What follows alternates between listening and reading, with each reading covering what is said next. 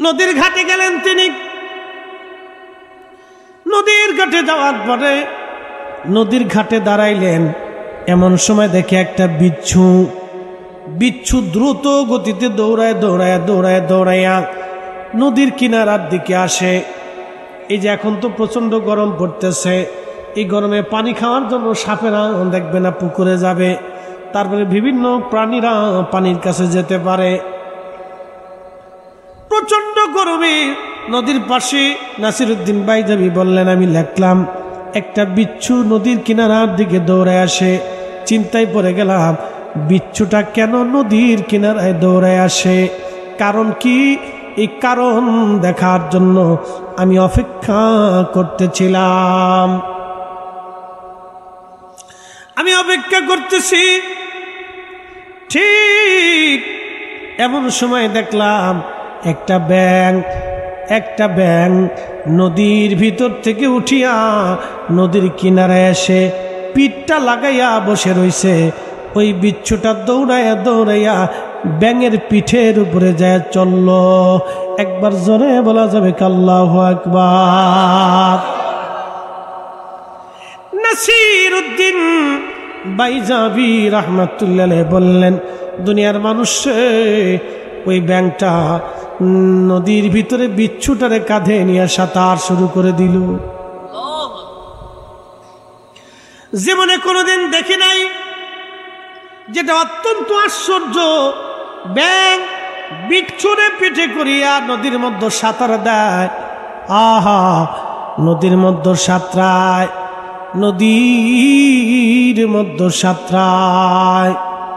আমি পিছু পিছু রওনা করলাম। আজকে দেখবো ব্যাঙ কি করে, ব্যাঙ করে কি, এর হাকিকত দেখাই লাগবে। আমি পিছু পিছু নদীর মধ্যে সাঁতার দিলাম। ব্যাঙ আগে চলে গেল।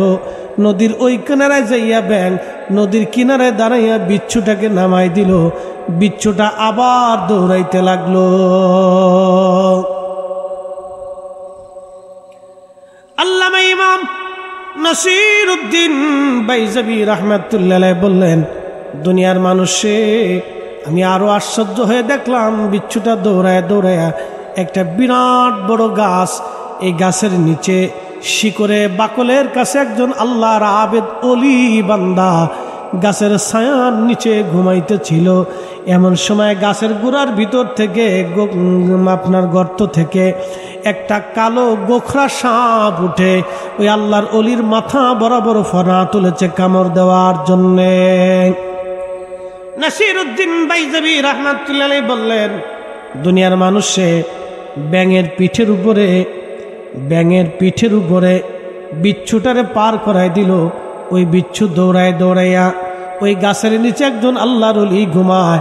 এই আল্লাহর ওলির মাথা বরাবর সাপ ফনা তুলেছে কামড় দিবে। ঠিক এমন সময় বিচ্ছুটা দৌড়ায় যায় সাপের লেজ বাইয়া ওই কালো গোখরা সাপের মাথার উপরে বিচ্ছুটা কামড় দিল।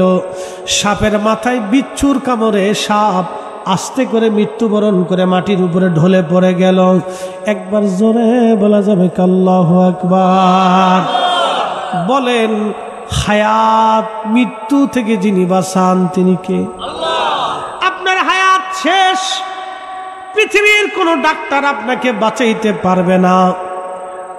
আপনি প্রধান সেনাপতি হলেও বাঁচতে পারবেন না, রাষ্ট্রপতি হলেও বাঁচতে পারবেন না, প্রধানমন্ত্রী হলেও বাঁচতে পারবেন না, জাতিসংঘের মহাসচিব হলেও বাঁচার সুযোগ নাই, পারমাণবিক বিজ্ঞানী হলেও বাঁচার সুযোগ নাই, চিকিৎসা বিজ্ঞানী হলেও বাঁচার সুযোগ নাই।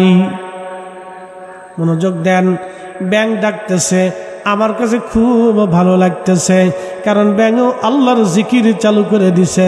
ব্যাঙও ডাকতেছে, আমরাও আল্লাহরে ডাকতেছি।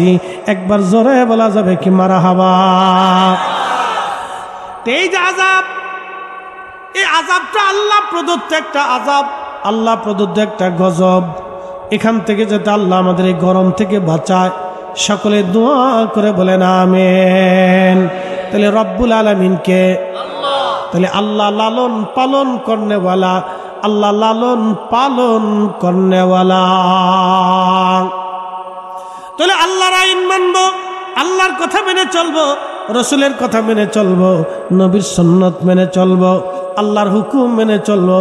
আল্লাহ আমাদের তৌফিক দান করুন, সকলে বলেন আমিন। আল্লাহুম্মা সাল্লি আলা সাইয়্যিদিনা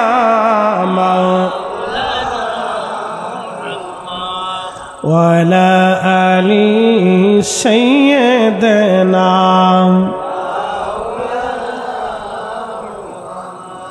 ওই নামই আমার গলার মালা, ওই নাম জপে মোর জুড়াই জ্বালাম। ওই নামই আমার গলার মালা, ওই নাম জপে মোর জুড়াই জ্বালাম। আমার সব ভুল হবে না পেলে ওই, আমার সব ভুল হবে না পেলে ওই চরণ তলে ঠাই। ওই নামের মাঝে কি যেন এক শান্তি খুঁজে পাই। আমি বিভোর হই রসুল নামের দুরুদ পড়ে যাই। ওই নামের মাঝে কি যেন এক শান্তি খুঁজে পাই। ওই নামের মাঝে কি যেন এক শান্তি খুঁজে পাই। আপনি যদি দেখেন একটা প্রাণী, যদি গরুর দিকে তাকান সে আল্লাহর আইনের বাহিরে যাবে না। আপনি যদি দেখেন একটা ছাগল, আল্লাহর আইনের বাহিরে যাবে না। যদি দেখেন কুকুর, ও আল্লাহর আইনের বাহিরে যাবে না। আপনি ওরে খাবার দিলেন, যত্ন করলেন, আদর করলেন, দেখবেন ও আপনার বাড়ি পাহারা দিবে। মরে যাবে তো ঘরের মধ্যে চোর ঢুকতে দেবে না। এর অর্থ হলো আল্লাহকে এই আইন দিয়ে দিছে, দুনিয়ার মানুষ তোর যদি খাওয়ায় তুই বেঈমানি করবি না, তুই নাফরমানি করবি না। কুত্তারে আল্লাহ আইন দিয়ে দিল, এই কুকুর তোমার আইন হলো দুনিয়াতে তুমি মানুষের গোলামি করবা। মানুষ যদি তোমারে খাবার দেয়, আদর করে, তো বেঈমানি করবা না। কিন্তু মানুষের ভিতরে এমন কিছু মানুষ আছে যাদেরকে খাওয়াইলে পরাইলে বেঈমানি করে। কথা কর না কেন, ঠিক কিনা? তার মানে তারা কুকুরের চাইতে অনেক নিকৃষ্ট। মানুষ, গরু, ছাগল, হাঁস, মুরগা, ভেড়া, বকরি, উট, দুম্বা, কুকুর, বিড়াল, শিয়াল, বেজি, সাপ, বিচ্ছু, এরকম যত জীব আছে, এরকম বিজ্ঞান দৃষ্টিকোণ থেকে 4 লক্ষ প্রজাতির জীব আল্লাহ রাব্বুল আলামিন এই পৃথিবীর মধ্যে 4 লক্ষ প্রজাতির জীব বানাইছে। এই 4 লক্ষ প্রজাতির জীবের ভিতরে একটা জীবের নাম কুকুর। এই কুকুরটাকে খাবার দিবেন, কুকুরটাকে আপনি আদর করবেন, দেখবেন এই কুত্তাটা আপনার বাড়ি পাহারা দিবে। শুধু বাড়ি পাহারা দিবে না, সে মরে যাবে কিন্তু আপনার ঘরের মধ্যে চোর ঢুকতে দেবে না। কথা বলেন ঠিক কিনা? আল্লাহ রাসূল একদিন এরকম এক মাহফিলের পাশ দিয়ে নবীজি যাচ্ছেন। তো ঠিক এমন সময় প্রিয় নবীজি দাঁড়াইলেন। তো মুস্কি মুস্কি মুস্কি মুস্কি হাসতেছিল। হঠাৎ করে প্রিয় রসুল মাহফিলের পাশ দিয়ে মনটা বেজার করে চলে যাচ্ছেন। ঠিক এমন সময় হুজুরে করিম সাল্লাল্লাহু আলাইহি ওয়াসাল্লামকে এক সাহাবী দাঁড়ায় বলেন, ইয়া রাসূলুল্লাহি, আপনি এত সময় আনন্দিত ছিলেন, এখন আপনার মন বেজার হয়ে গেল। নবী বলেন, সাহাবী, আমি দেখতেছিলাম তোমরা যখন মাহফিলের মধ্যে বসে আছো, আল্লাহর অবারিত রহমতগুলি নিয়ে ফেরেশতারা তোমাদের মাঝে তোমাদের কাছে আগমন করতেছিল। কিন্তু তোমাদের মাঝে 1-2 গল্প করার কারণে, আল্লাহ এই গল্প করার কারণে রহমতের ফেরেশতারা চলে গেল। তারা মন বেজার করে চলে গেল। যেখানে খোদার রহমতের ফেরেশতা নাই, আমি নবী সেইখানে কি করে দাঁড়াইতে পারি বলো? এই জন্য যত সময় বসবেন খুব রিল্যাক্সের সাথে বইসা কিছু কথা শুনবে। বিশ্ববিখ্যাত একজন বাদশা ছিলেন, তার নাম বাদশা সেকেন্দার রহমাতুল্লাহ আলাইহি। আর একটা নাম বলা হতো বাদশা জুলকারনাইন। পৃথিবীর এমন কোনো ইঞ্চি মাটি নাই যে ইঞ্চি মাটির বাদশাহী আল্লাহ তারে না দিয়েছিল। বুঝতে পারতেছেন? পৃথিবীর এমন কোনো ইঞ্চি মাটি নাই যে ইঞ্চির মাটির বাদশাহী আল্লাহ তাকে না দিয়েছিল। এই বাদশা সেকেন্দার বা জুলকারনাইন রাহিমাহুল্লাহ, উনি একজন ধর্মীয় খুব আবেদ আশেক বাদশা ছিলেন। এত বড় বাদশা কিন্তু কোনো অহংকার ছিল না, এত বড় বাদশা কিন্তু কোনো দেমাগ ছিল না। সাধারণ মানুষের সঙ্গে চলতেন, উঠা বসা করতেন। এত বড় বাদশা, বাদশাহী স্বভাব তার মধ্যে ছিল না। উনি যখন ইন্তেকাল করলেন তখন ওনার সৈন্য সামন্ত আত্মীয় স্বজনদেরকে বললেন, আমার হাতটা তোমরা বাহিরে রাখবা, আর আমার দাফন কাফন যখন নিয়ে যাওয়া হবে লাশ, তখন যারা বহন করবে তাদের পায়ের নিচে সোনা দানাগুলি নিক্ষেপ করবা। উজির আজম বলল, বাদশা মহারাজ, তামাম দুনিয়ার বাদশা আল্লাহ দিলেন। তামাম দুনিয়া তো বুঝছেন আপনারা, পৃথিবীতে 7টা মহাসাগর আছে, 7টা মহাদেশ আছে। একটা মহাদেশের নাম এশিয়া। এই এশিয়া মহাদেশের ভিতরে একটা ছোট্ট দেশের নাম বাংলাদেশ। আপনি সারা বাংলাদেশ ঘুরে দেখতে পারেন নাই। আমার বক্তার জীবনে বহু কিলোমিটার রাস্তা দৌড়াইছি। প্রত্যেক বছরে মিনিমাম আমাদের 1 লক্ষ কিলোমিটার রাস্তা দৌড়ান। আমার গাড়ির মাইলেজ দেখবেন, 1 লক্ষ কিলোমিটার। প্রত্যেক বছরে প্রায় 1 লক্ষ কিলোমিটার আমরা পথ বিচরণ করি, জায়গায় জায়গায় জায়গায়। কালকে ছিলাম সিলেটে, তার আগের দিন ছিলাম হবিগঞ্জে, আজকে আসলাম গাজীপুরে। কালীগঞ্জের মাহফিল শেষ করে এখানে আসলাম, কালীগঞ্জের কলেজ মাঠে। ওইটা শেষ করে এখানে আসলাম। বন্ধু খুব মনোযোগ দিয়েন। কালকে আবার আর এক জায়গা, তারপরের দিন ফরিদপুর, এর পরের দিন আবার ময়মনসিংহ। এইরকম সারা দেশের মানুষ, সারা দেশের মানুষের সাথে আমাদের উঠা বসা চলাফেরা, এক এক জায়গার গালি, এক এক জায়গার বুলি, এক এক জায়গার ব্যবহার একরকম, এক এক জায়গার মানুষের চালচলন অন্যরকম। বন্ধু, দুনিয়াতে দেখা যায় মাঝে মধ্যে আমরা দেখি অনেক বড় বড় অ্যাক্সিডেন্ট আমরা রাস্তায় দেখি, রাতের আধারে অনেক সময় লাশ পড়ে থাকতে দেখি। মানুষ অ্যাক্সিডেন্ট করার পরে যে একটা গন্ধ বের হয়, কোনোদিন এই গন্ধ আপনার নাকে গেছে কিনা আমি জানি না। যদি কোনোদিন যায় নাকে তো বুঝবেন মানুষ মানুষ কিছুই না। কত রজনী আমরা অ্যাক্সিডেন্টে মরা লাশ দেখি, কিছুই করার থাকে না আমাদের, শুধু গন্ধ শুকে চলে আসি। বন্ধু, এই তো মরণ। সাইড কেটে আমাদের সামনে দিয়ে খুব দ্রুত গতিতে গাড়ি চালায় গেল, কিছুক্ষণ পরে দেখি date murder, attend to murder, জায়গায় ব্রেক, অ্যাক্সিডেন্ট। কিচ্ছু করার নাই, এটার নাম দুনিয়া। কোরআন বলতেছে, কুল ইন্নাল মাউতাল্লাযী তাফিরুনা মিনহু ফাইন্নাহু মুলাকীকুম। হুজুর আপনি বলে দেন, ওই মরণ থেকে আমার বান্দারা পালায়, মরণ থেকে পালানোর কোনো সুযোগ নাই। আমার আজরাইল মালাকুল মউত তার সঙ্গে দেখা দিবে, সাক্ষাৎ করবে, কোনো সুযোগ নাই। বাদশা জুলকারনাইন এই কথা বলার পরে লোকেরা বলল, হুজুর কেন হাত বের করে রাখতে হবে বলেন, কেন স্বর্ণ ছিটেই দিতে হবে বলেন?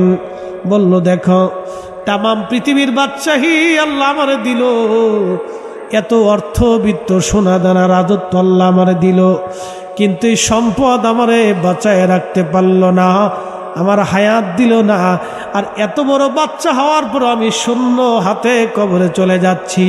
পৃথিবীর মানুষের জন্য শিক্ষা রেখে গেলাম যে বাদশা জুলকারনাইন দুনিয়ার বাদশা হওয়ার পরেও কিছুই নিয়ে যেতে পারে নাই, বাকি পৃথিবীর কেউ কবরে কিছুই নিতে পারবে না, খালি হাতেই যেতে হবে। কথা বলেন ঠিক কিনা? একদিন মাটি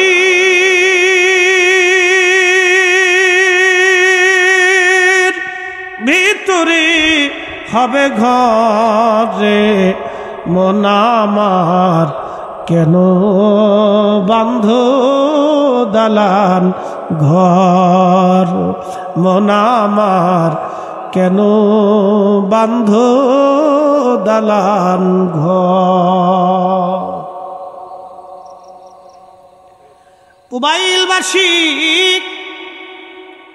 কথাগুলি শুনে যাবেন বাবাজি। আমি গিয়েছিলাম একটা ঘটনা বলার জন্য যে আল্লাহ রাব্বুল আলামিন ব্যাং ডাকতেছে। এই ব্যাং আল্লাহর জিকির করে, কুকুর আল্লাহর জিকির করে, বিড়াল আল্লাহর জিকির করে, সমস্ত সৃষ্টি প্রাণীর আল্লাহর জিকির করে।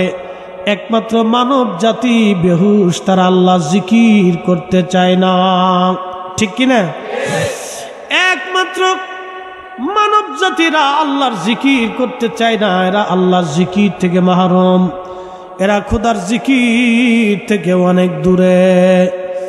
আল্লাহ বলেন, হুজুর আলাম তারা, আপনি কি দেখেন নাই, আন্নাল্লাহ ইয়াসজুদু লাহু মান ফিস সামাওয়াতি ওয়া মান ফিল আরদ। নবী গো, আপনি কি দেখেন না আসমান ও জমিনের ভিতরে যা কিছু আছে সব আমি আল্লাহর জিকির আদায় করে, আমি আল্লাহকে সেজদা দেয়। একবার জোরে বলবেন কি সুবহানাল্লাহ। আমি নবী না চিনিলাম, কি যে ভুল করিলাম। আমি নবী না চিনিলাম, কি যে ভুল করিলাম। ভস্মে ঢালিলাম ঘি, মানুষ হইয়া ভবেতে আসিয়া।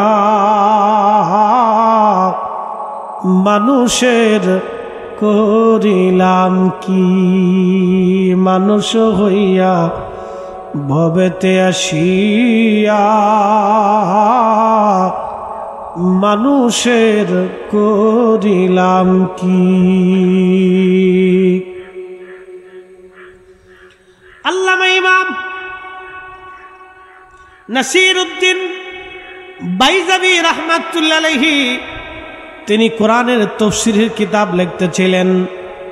সূরা ফাতিহা তো সর্বপ্রথম কোরআনে লেখা। তিনি আলহামদুলিল্লাহি রব্বিল আলামিনের তাফসীর করতে যাবে, তো আলহামদুলিল্লাহর তাফসীর লিখেছেন। আলহামদুলিল্লাহ বলেন তো সমস্ত প্রশংসা কার জন্য? জোরে বলেন কার? আল্লাহ। বৃষ্টি দেন কে? আল্লাহ। আমরা হাজার চেষ্টা করেও বৃষ্টি নামাইতে পারতেছি না, কিন্তু কালকে আমি যে মাহফিলে ছিলাম ওই মাহফিলে বৃষ্টি দিয়া ঝড় দিয়া আল্লাহ তুফান দিয়া প্যান্ডেল উড়াই নিয়ে চলে গেছে সিলেটে। বৃষ্টি যিনি দিবেন তিনি আল্লাহ। কোরআন বলতেছে ওয়ায়ুনাজ্জিলুল গায়সি ওয়া ইয়ালামু মা ফিল আরহাম। বৃষ্টি কখন আসবে আল্লাহ ছাড়া কেউ জানে না। সারা বাংলাদেশ কেন পৃথিবীর সব বিজ্ঞানীরা চেষ্টা করলেও আল্লাহর দেওয়া বৃষ্টির মতো বৃষ্টি নামাইতে পারবে না। ঠিক কিনা? তবে বৃষ্টি কেন হয় না? বৃষ্টি হোক বা না হোক, এখন তো ধান কাটার সিজন আসতেছে, ধান পাকতেছে। এখন যদি বেশি বৃষ্টি হয় তাহলে ধান নষ্ট হয়ে যাবে, কোটি কোটি হেক্টর জমির ধান পচে যেতে পারে। যদি বেশি বৃষ্টিপাত হয় তাহলে হাওরের অঞ্চলগুলিতে পানি ঢুকে যাবে, কোটি কোটি কোটি কোটি মন হেক্টর ধানগুলি মিসমার হয়ে যাবে, কৃষকরা কেটে ঘরে আনতে সারতে পারবে না। তিনি রব কেন বৃষ্টি দেন না সেটা আমি জানি না, তিনি আল্লাহ ভালো জানেন। তিনি রব্বুল আলামিন, একজনকে দিয়ে আরেকজনকে তিনি লালন পালন করেন। কোটি কোটি মন ধান, এই ধান যদি নষ্ট হয়ে যায় বাংলাদেশে দুর্ভিক্ষ হবে। এই জন্য এই সিজন আসলে দেখবেন বৃষ্টি হয় না, সহসা গরম পড়ে বেশি, মানুষ হিমশিম খায় আর আল্লাহ বৃষ্টি দেও, আল্লাহ বৃষ্টি দেও। আমরা বাঙালিরা হাই হুতার জাতি, বৃষ্টি হইলেও কে আল্লাহ এখন বৃষ্টি দেওয়ার টাইম পাইল না, বিকেল বেলা দিলেও তো পারতো। কি কথা কর না কে, আল্লাহ সকালে দিল কে, আমি এখন কাজে যাবো, বিকেল বেলা দিলেও তো পারতো, রাতে দিলেও তো পারতো। আবার না দিলে কে আল্লাহ বৃষ্টি দেয় না। বাতাস একটু খেয়ে দেখো বান্দা, একটু বাতাস নিয়ে দেখো। সবাই বাতাসের জন্য, ঠান্ডার জন্য পেরেশান বাজান। আবার শীতকালে দেখবেন ঠান্ডা পড়ে, তখন কিন্তু গরম পড়ে না। যিনি শীতের সময় শীত দেন, গরমের সময় গরম দেন, বৃষ্টির সময় বৃষ্টি দেন, সেই মালিকের নাম কি? তাহলে জিকির হবে কার? আইন মানব কার? ইবাদত হবে কার? আল্লাহ আল্লাহ। একসাথে জোরে বলেন আল্লাহু আকবার। পুবাইলবাসী তিনি রব, আলহামদুলিল্লাহ, সমস্ত প্রশংসা আল্লাহর। বান্দা সুখে থাকলেও আলহামদুলিল্লাহ বলবে, আলহামদুলিল্লাহ বলবে। বান্দা খেয়ে থাকলেও আলহামদুলিল্লাহ, না খেয়ে থাকলেও আলহামদুলিল্লাহ। কারণ একটা কথা মনে রাখবেন, যিনি রিজিক আপনার আমার জন্য বরাদ্দ করছেন তিনি আল্লাহ। এই মানব সৃষ্টি করার 50,000 বছর আগে আল্লাহ আমাদের তকদির লেখছেন। বান্দার তকদির কি হবে আল্লাহ লেখছেন। ফরিদি সাহেবের বরাতে কি আছে আল্লাহ লেখছেন। দেখেন এই প্রচন্ড গরমের ভিতরে 2টা মাহফিল করতেছি। কালকেও মাহফিল ছিল একটা, তার আগের দিনও 2টা ছিল। আবার মাঝে মধ্যে 2টা করে মাহফিল আছে। কি বুঝলেন আপনারা? যিনি দেন তিনি আল্লাহ। আবার সিজন আসলে 3টাও হয়, 4টাও মাহফিল হয়। অনেক সময় মাহফিলের দুনিয়ার খাবার যাবার ইন্তজাম করে, কিন্তু আমার নসিবে নাই। 4টা মাহফিল যদি হয়, 4টা কমিটি আমার জন্য খাবারের ব্যবস্থা করে। তাও 1-2 পদ না, 2, 4, 8, 10 পদের খাবারের ব্যবস্থা করে। এক মাহফিল থেকে বরাত হয়, বাকি 3 মাহফিল থেকে আমি খাইতে পারি না। তার মানে আল্লাহ আমার বরাতে বাকি 3টা লেখে নাই, ঠিক কিনা? খাবার আছে, বরাত নাই। আমার দেশের হাজার হাজার কোটি টাকার মালিক, হাজার হাজার কোটি টাকার মালিক সবাই না, যারা অবৈধভাবে সম্পদ রুজি করে, গরিবের হক যারা মেরে খায়, মানুষের মাথায় বাড়ি দিয়ে যারা এই কোটি টাকার মালিক হয়ে যায়, এই সমস্ত ব্যক্তিরা দেখবেন আল্লাহ তাদেরকে ভালো কিছু খাওয়ায় না। তারা নিজেরা বোতল সার মুরিদ। এই যে আল্লাহ রাব্বুল আলামিন অনেক সম্পদ দিয়েছে, কিন্তু শান্তি দেন নাই। ছেলে একদিকে, মেয়ে আর একদিকে, স্ত্রী আর একদিকে, নিজে আর একদিকে। এ লাল পানি, ও সাদা পানি, ও কালা পানি, ও সবুজ পানি, ও হলুদ পানি, এক একজনে এক এক পানি খায়। ছেলে বোতল খাইয়া বাপের সামনে এসে কয়, বিয়াই কেমন আছেন? কথা কর না কে? শান্তি আছে? কথা কর না কে? শান্তি আছে?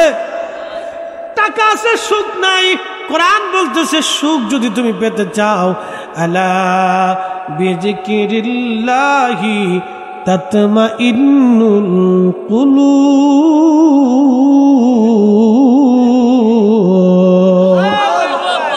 সাবধান, অন্তরের প্রশান্তি একমাত্র খোদার জিকিরে। কার জিকির?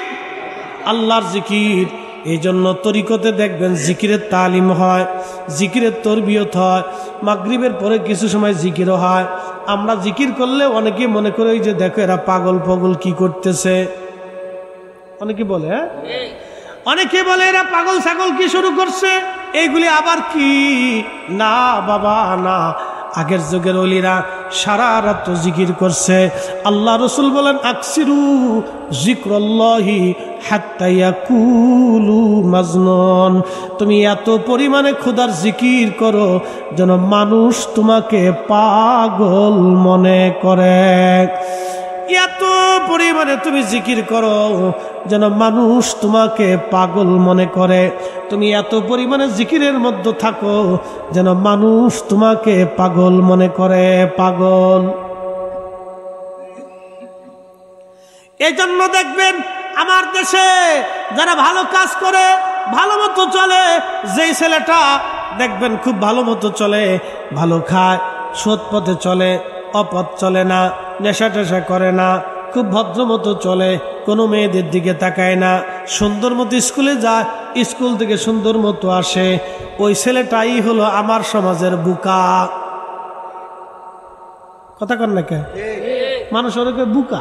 যে লোকটা হালাল রুজি করে, এক নম্বর খাবার খায়, দুই নম্বরই করে না, হিংসা রাখে না, রাজনীতি করে না, কোটাকুটি করে না, মারামারি করে না, কিলিকবাজি করে না, কারো বাস দেওয়ার চিন্তা করে না, কারো ক্ষতির চিন্তা করে না, সাদা সিধা মতো চলে, বাজারঘাট করে, নামাজ কালাম পড়ে, সুন্দর মতো পথ চলে। আমার সমাজ তারে বুকা বানাইছে, কয় লোকটা বুকা, বলদ। সমাজ তারে বলদ কয়, কিন্তু সে বলদ না, সেই অরিজিনালি জ্ঞানী। জ্ঞানী। কথা কন না কেন? সমাজ তারে কি কয়? বলদ।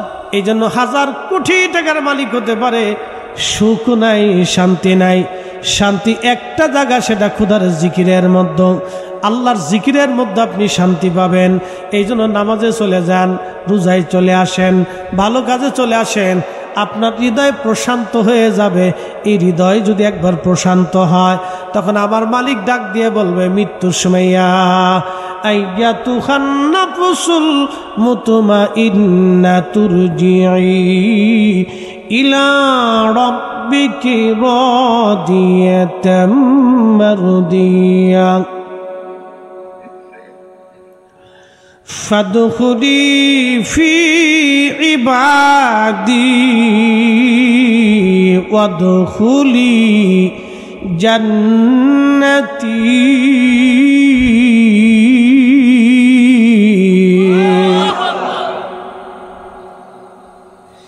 ইয়া আইয়াতুহান নাফসুল মুতমাইন্নাতুর জিই ইলা রাব্বিকি রাদিয়াতাম মারদিয়া। সমাজ থেকে বলদ বলেছি, গ্রামের মানুষ থেকে বলদ বলেছে, গ্রামের মানুষ বলদ বলেছে, শুধু তাই নাই, পরিবারের লোকজন বলদ বলছে। দেখছো তার আর একটা ভাই অমুক চাকরি করে সরকারি, সে বিল্ডিং করে ফেলছে, আরে বেটা সরকারি চাকরি করে এখনো ভাড়া থাকে, তার মানে তার ওই ভাই চুরি চাপটামি কইরা 5 তলা বাড়ির মালিক হইছে, আর এই লোকটা চুরি চাপটামি করে নাই, এখনো অন্যের বাড়িতে ভাড়া বাসায় থাকে। এই লোকটা হইছে বলদ, আর যে চুরি করছে সেই লোকটা হইছে চালাক। কি কথা কন না কা?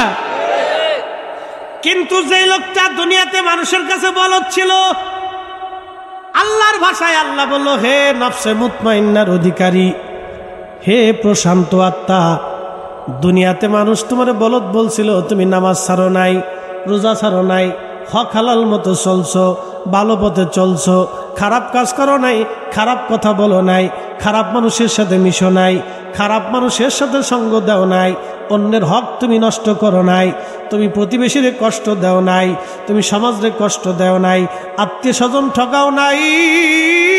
আমি আল্লাহর হক, বান্দার হক তুমি মেনে মেনে আসছো।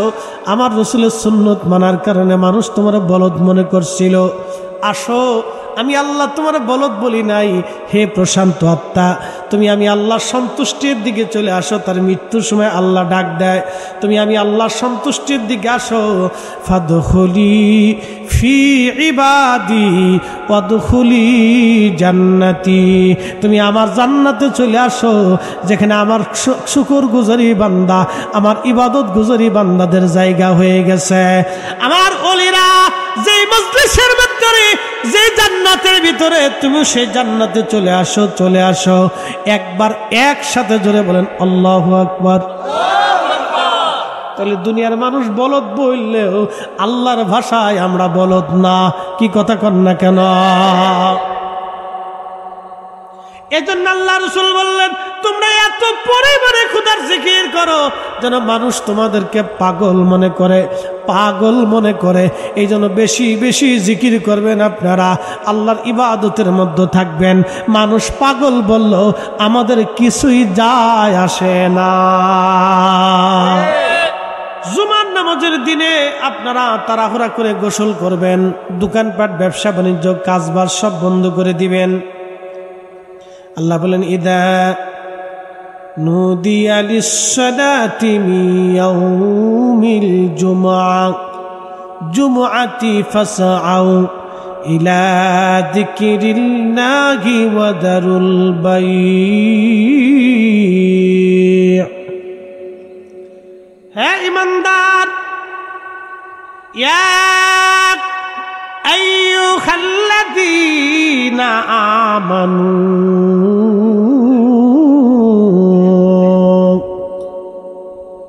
হে ঈমানদার, জুমার নামাজের আযান যখন পড়ে যায় তখন তোমরা দুনিয়ার সব বেচা বিক্রি, দুনিয়াদারি, হাল হালুটি, কৃষি ক্ষেত কামার, কাজকর্ম, চাকরি বাকরি, সন্তান সন্ততি সব কিছু থেকে জুদা হইয়া তোমরা আমি খোদার স্মরণে জুমার নামাজ আদায় করার জন্য তোমরা মসজিদে চলে যাও। জুমার দিনের হুকুম হলো এটা, আজান পড়ার সাথে আপনি আর কিচ্ছু করতে পারবেন না, সব আপনাকে ছেড়ে দিতে হবে। এই শোনেন, জুমার আজান পড়ার সঙ্গে সঙ্গে আপনি আর কিচ্ছু করতে পারবেন না, সব ছেড়ে দিয়ে আপনাকে জুমার দিকে রওনা হতে হবে। আল্লাহ রাসূল বললেন, জুমার দিনে কোনো ব্যক্তি যদি ব্যাং ডাকতেছে, আল্লাহু আকবার, জোরে করেন আল্লাহু আকবার, জোরে বলেন আলহামদুলিল্লাহ। কালকে আমার সিলেটের আমার মাহফিলে বৃষ্টি হইল, ওইখানেও ব্যাং ডাকছে, আজকে এই মাহফিলের কোনায় ব্যাং ডাকতেছে, জোরে কন্যা আলহামদুলিল্লাহ। তার মানে বোঝা গেল এখানেও বৃষ্টি আসবে। আশা করা যায় সিলেটে যেহেতু বৃষ্টি হয়েছে, আমাদের এখানেও বৃষ্টি হবে।